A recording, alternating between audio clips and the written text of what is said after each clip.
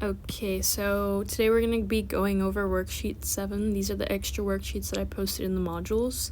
We'll start with this first reaction. Okay. So these are supposed to be substitution reactions, so I should have put substitution for this one and substitution for this bottom one. But now that we know it's substitution, we're trying to decide between SN1 and SN2. So this is a weak nucleophile, and it's weak because there's no charge on it. Usually you'll see nucleophiles with charges such as this up here, and you'd consider this, what I just drew out, strong. And the reason that this is strong, even though it doesn't look like it doesn't have a charge, you cancel out the metals because the metals are just there to neutralize, and you put the charge on your electronegative atom, which is your oxygen. So that's an example of something that's strong. But this one doesn't have a metal, doesn't have anything we can cancel out, doesn't have a charge, and so it's weak. And so we are preferring SN1 products. So for your first step, for SN1 or E1, always leaving group leaves. And so when leaving group leaves, we have a carbocation, because carbon only has 3 bonds right now. And so from here, you got your nucleophile, which is electron rich, and your electrophile, which is electron poor, and so your electrons are attracted to this positive charge.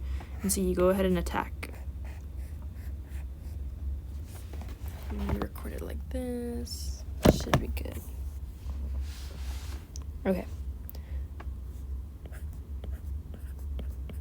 I would show the bonds between oxygens and hydrogens because we want to see you making and breaking bonds. And so just to show you kind of an example, we now have this pretty good leaving group, OH2 on there once we attack, but we have to neutralize it so that it doesn't leave. And so bromine comes in, grabs one of the hydrogens, but you need to break the bond between oxygen and hydrogen, and so you have to show that. So you're breaking the bond and putting the electrons on oxygen to make a neutral compound. And so this right here would be your result. And so since there's no stereogenic center on here, you don't need to do front and back. Again, with a stereogenic center, you need 4 different groups, but as you can see, we're testing out this stereogenic center, but these 2 groups right next to it are the same. So you don't need to do wedges or dashes for this one, and that can be your answer alone. We'll move to the next one. What is the rate law for this reaction? So SN1 has the rate is equal to the alkyl halide. So K alkyl halide, but you're gonna want to be specific, and so you can write out the whole thing right here.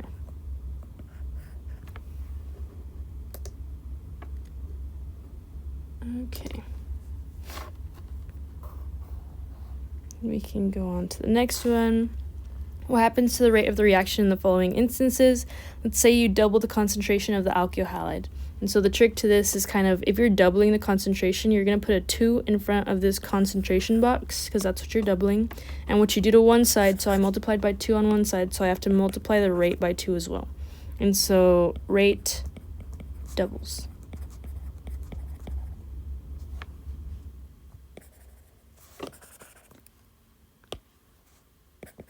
Okay, next one. Triple the concentration of the alkyl halide and double the concentration of the nucleophile. So the rate is not dependent on the nucleophile. We have nowhere to put that times 2 because nucleophile isn't something that we're concentrated on. But the alkyl halide, it is dependent on. And so you're tripling the concentration of the alkyl halide. So you multiply it by 3, which you do to one side, you do to the other. And so rate triples.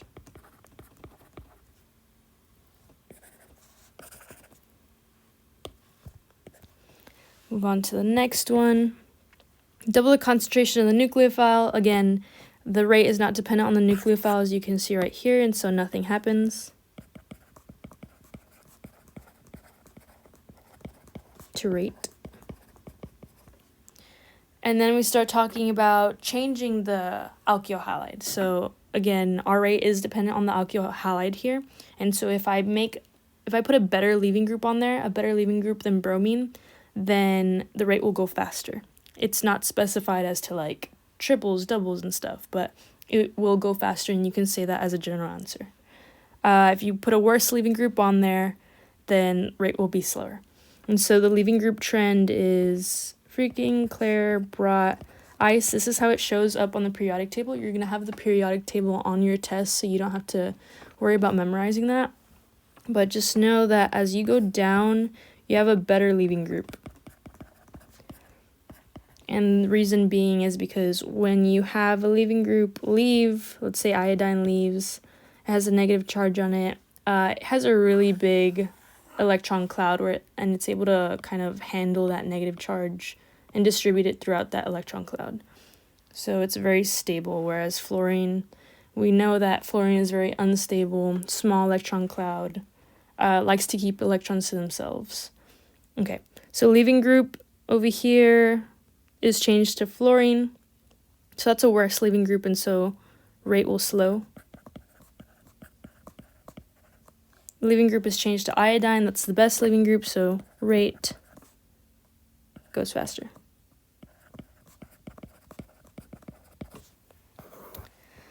Move on to this next one. So I'm going to skip A because it'll be a little easier to answer once we see the energy diagram. So overall reaction for this reaction that we just did is endothermic. So that means that products are greater in energy than reactants. Draw an energy diagram using the compound above. Label the axes. So let's start with that. Let's do an energy diagram. On the y-axis we have energy. On the x-axis we have reaction coordinate. So we're done with that. Do reactants and products. Okay, so the thing for this one, since I didn't kind of tell you the steps, like A is your reactant, B is your intermediate, and C is your product. Since I didn't tell you the relative energies of that one, it's totally fine and we just guess on it. On your test, though, that just like how they had it in your quiz, they can be like B is intermediate in energy, C is lowest in energy, A is highest in energy. So we can do something like that. Let's see. Just didn't do something random. Let's see. So C has to be greater than A for sure. So let's just do it like that. Okay. So A is our reactant. We're going to start off right here with the lowest amount of energy. Let's say that the first step is the rate determining step. I'm going to do my intermediate, which is that valley that I just drew out. I'm going to do a little hump right here. And C is going to... Oh, nice. C is going to have the greatest amount of energy, so Whoa. This is really bad.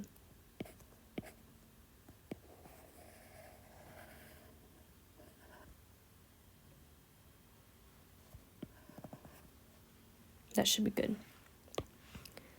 So if he did give you A, B, and C, just know A would be your reactants, B would be your intermediates, and C is your products. But you're going to have to label that out as well, so because we say label reactants and products. So I'm going to put R over here and P over here, but you know that's reactants and products. Activation energy. So since we have two humps, I'm going to need to show activation energy for all the humps. And so starting from the reactants for this first step, all the way to the tip top of the transition state, that's your activation energy, the energy that you need to overcome for this reaction to occur. And you can put activation energy 1. Then we move on to the second hump. You go from where it starts, where B starts, the energy of B, and you see all the energy it has to overcome to go to its product, which is C. And so it has to overcome this amount of energy, so we can put energy of activation 2. And so we're good with energy of activation. Enthalpy change, since you have, again, two humps, you're going to have to do the enthalpy change for everything. Enthalpy change is just pretty much like products minus reactants. And so here, this would be my reactant, and in this first step, B would be my product. And so subtract those two from each other. This is change in enthalpy 1. Then again, go to the beginning of the second reaction, go to the end of the second reaction. The difference between this is going to be change in enthalpy 2. And then you also have enthalpy overall, which is going to be this whole reaction. So like if I went to A all the way to C, so A all the way to C. And so subtract all that energy, and this is delta H overall.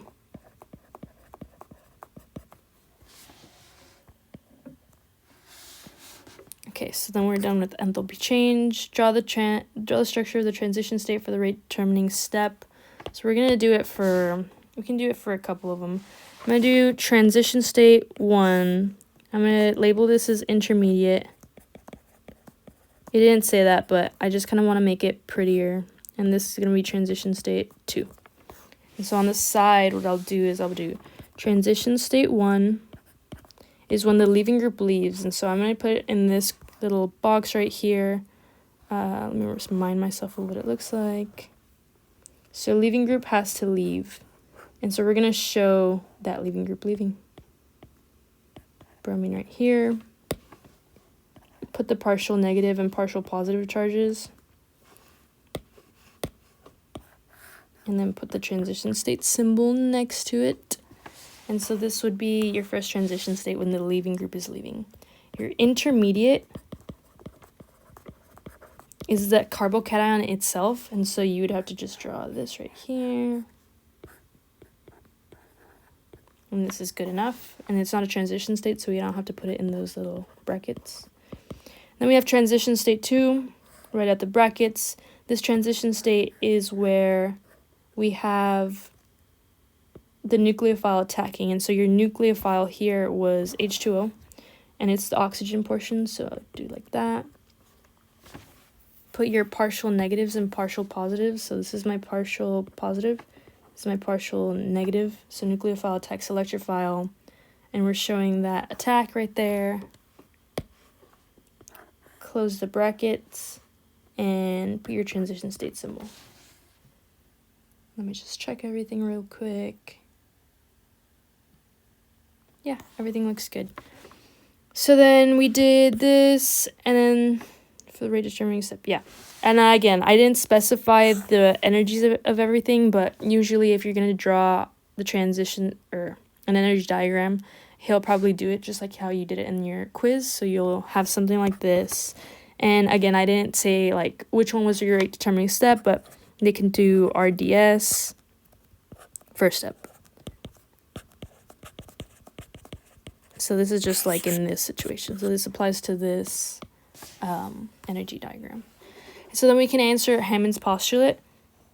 According to Hammond's postulate, the transition state of the rate determining step, so this is my rate determining step, closely resembles in structure to the, and so you would look to the closest thing to it. And I believe you can only choose from the reactants, intermediates, and products. So in this situation, the thing that's closest in energy is going to be C. So I'd put products.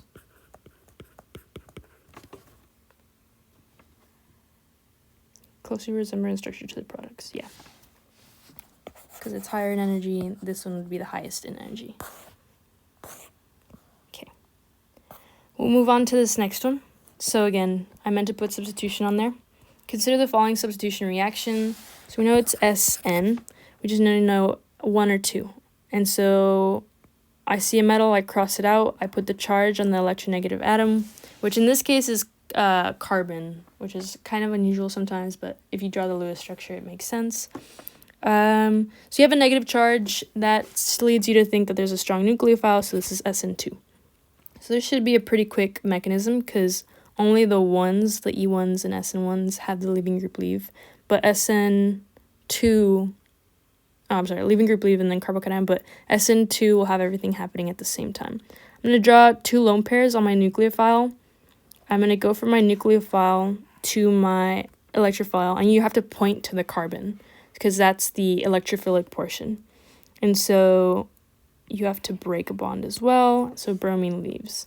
And so this would pretty much be your only 2 steps. Remember that it's inversion of stereochemistry. Even though we don't have a stereogenic center right here, I did give you the reactant in a certain conformation in space, so it's on the wedge here, so then I'd have to show my product in a dash, because SN2 is inversion in stereochemistry. So it's pretty much whatever they give you. So like up here, you did straight lines, keep doing your straight lines. So that's the mechanism. What is the rate law for this reaction? So it's second order. It's going to be dependent on two things. So rate is equal to K. It's going to be dependent on the alkyl halide, which in this case is this right here. And it is also dependent on the nucleophile, which is, you can just put NaCN. I'd put CN, honestly. So it's dependent on the electrophile and nucleophile. So let's see what happens to the rate in certain instances. Double the rate of the alkyl halide. So put 2 in front of your alkyl halide. What you do to one side, you do to the other. So it doubles, right? The rate will double. B says triple the concentration of the alkyl halide. So I'll put a 3 in front of this. And double the concentration of the nucleophile. So I'll put a 2 in front of my nucleophile. What you do to one side, you do to the other. And so your rate will increase times by a factor of 6. So times 6.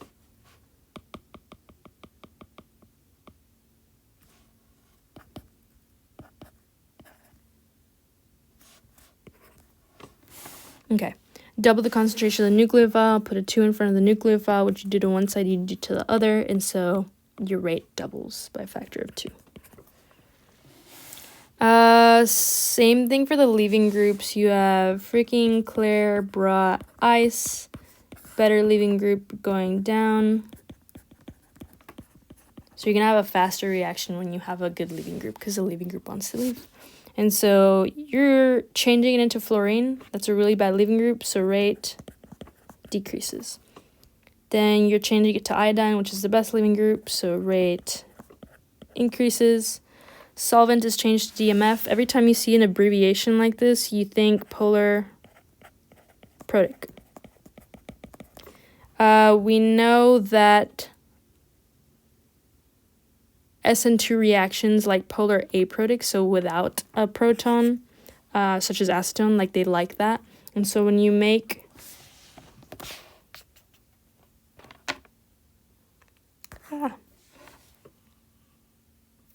pause, let me look up the structure for DMF. Structure for DMF.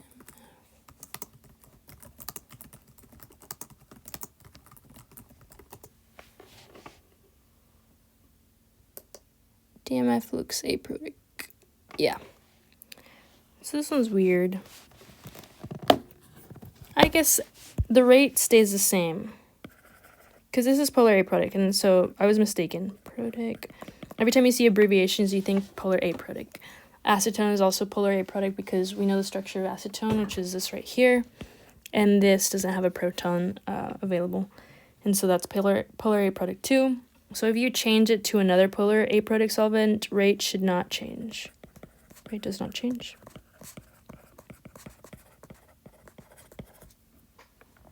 Okay. Let me just make this note too. Lastly, we have another energy diagram. This one shouldn't be too bad because SN2 reactions is just one step because everything is concerted. And so I'll skip the first step. We'll move on to B. Draw the energy diagram, label the axes. So energy is on the y-axis and reaction coordinate is on the x. So we're done with that one. Label reactants and products. Okay. So to label reactants and products, I first need to know whether it's exo or endo. It's exothermic, which means the products are lower in energy than the reactants. So I'm going to draw something random. Oh, that's really gross. Let's do this. Okay, that's prettier. So I'll do a one hump, and we'll label this as R for reactants, and this is P for products. So again, reactants is more, has more energy than the products. So this is good. So we're done with this. Energy of activation, it's the difference between the transition state and the beginning of your kind of steps. And so this is the first step right here. It's my transition state over here, so I'll label that already. And so the difference between these is energy of activation, and I can leave it like that. Energy of activation.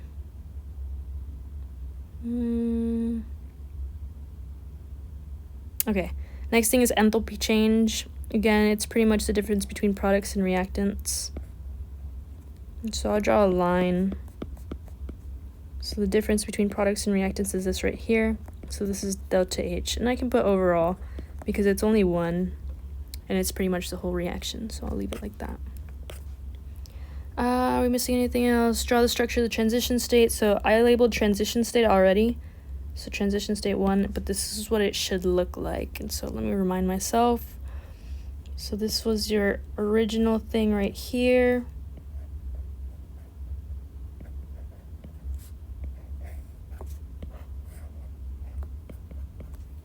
And CN is attacking from the back. Partial negative. Partial positive. Oh, and this should be breaking off too. Let me just do it like this. So since bromine has to leave at the same time that CN is incoming, they both have to have the dots on them. And then label the charges that they have either before they're attacking, like CN had a negative charge before it attacks, and bromine is going to have one after it attacks. So put those charges on them, and that should be good. Let me see. Okay, looks good. For the rate determination, yeah. So there was only one hump here, so that is the rate determining step. So we're good there. Last question.